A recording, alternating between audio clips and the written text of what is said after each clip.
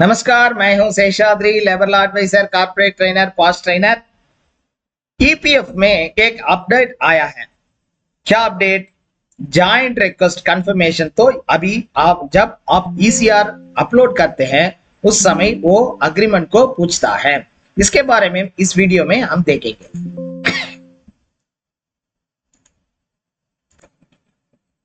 पहले तो joint request क्या है, क्यों हम तो जॉइंट रिक्वेस्ट देना है, उसके बारे में हम तो जानना पड़ता है। उसके जानने के लिए हम जनवरी 2024 का सर्कुलर को याद करना पड़ता है।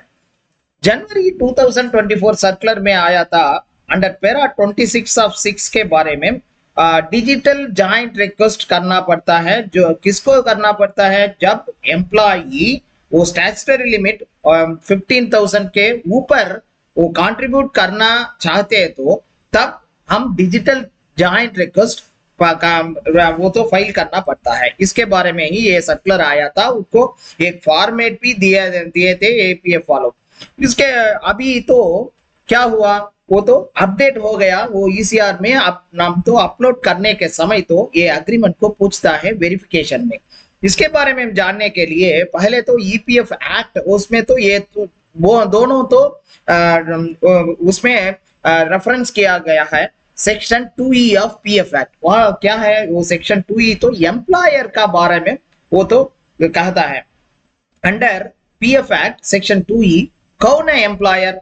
फैक्ट्री एक्ट है तो ओनर और ऑक्युपायर वो तो एम्प्लॉयर होता है। अंडर शॉप एंड एस्टेब्लिशमेंट में देखें तो वो जो कौन कंट्रोल करते हैं वो तो एम्प्लॉयर होता है। ये तो पीएफ एक्ट का सेक्शन 2E में कहा गया है। पैरा 26 ऑफ 6 ईपीएफ स्कीम में क्या कहा है?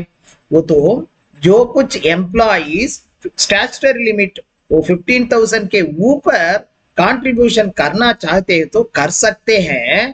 तब एम्प्लॉयर और एम्प्लॉई दोनों मिलकर जॉइंट रिक्वेस्ट देना पड़ता है।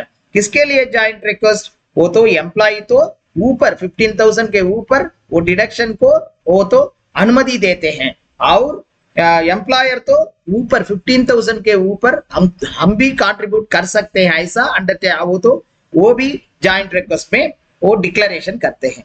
इसके अलावा अंडरटेकिंग जो कुछ अमाउंट एक्स्ट्रा अमाउंट कंट्रीब्यूशन होता है उसके लिए एडमिन चार्जेस भी होता है। वो एडमिन चार्जेस एम्प्लॉयर को देना पड़ता है, उसके लिए अंडरटेकिंग देना है। ये पैरा 26 ऑफ 6 ईपीएफ स्कीम में कहा गया है। अभी तो जब ईसीआर फाइल आप अपलोड करते हैं वो वेरीफाई आता है। जब टेक्स्ट फाइल अपलोड करते हैं हम वो तो वेरिफिकेशन के बारे में पूछता है। तब पहले तो वेरीफाई हम तो क्लिक करने के बाद तो वो पेमेंट के ले जाएंगे। अभी तो ऐसा नहीं होता है। अभी तो साइट में क्या पूछता है, एक पॉपअप विंडो आता है। उस पॉपअप विंडो में जॉइंट रिक्वेस्ट अंडरटेकिंग दोनों दिया गया है, उसको हम तो अग्री करना पड़ता है। उसमें क्या है तो जो कुछ एम्प्लॉय को 15,000 के ऊपर जब कंट्रीब्यूट करते हैं उसके लिए आप अनुमति देते हैं और अंडरटेकिंग में कंट्रीब्यूशन के एडमिन चार्जेस भी देने के लिए वो तो एक्सेप्ट करते हैं। ऐसा दोनों वो शर्तों को हम तो अग्री करते हैं। ऐसा अग्री करने के बाद ही हम पेमेंट कर सकते हैं। ये तो ईसीआर में अभी नया प्रोविजन आया है। और जब पीडीएफ फॉर्मेट में ईसीआर चालान जब लेते हैं उसमें तो हम अभी देख सकते हैं इस महीने से यूएएन के पहले डबल ऐश इस सिंबल तो होगा कुछ लोगों के लिए, कुछ एम्प्लॉय के लिए। उसका मतलब क्या है तो ये तो नोट में दिया गया है, UAN are prefixed with hash sign, double hash sign when PPF wage is greater than 15,000 and para 26 declaration is required। अभी तो डिक्लेरेशन ले लिए ईपीएफ वालों। उसमें जब वेरीफाई हम क्लिक करते हैं वो उस समय तो वेरिफिकेशन वो तो जॉइंट रिक्वेस्ट का डिक्लेरेशन हो गया। और नीचे देखें तो ये अब अगले बार जॉइंट रिक्वेस्ट और अंडरटेकिंग को दिया गया है।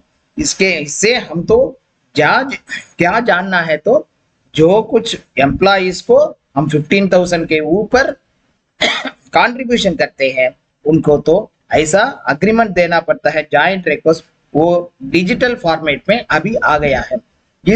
इसके बारे में आप जो कुछ जानना चाहिए तो हमको कांटेक्ट कर सकते हैं और एक वीडियो के साथ हम आपके लिए आपके पास आएंगे। धन्यवाद। Thank you.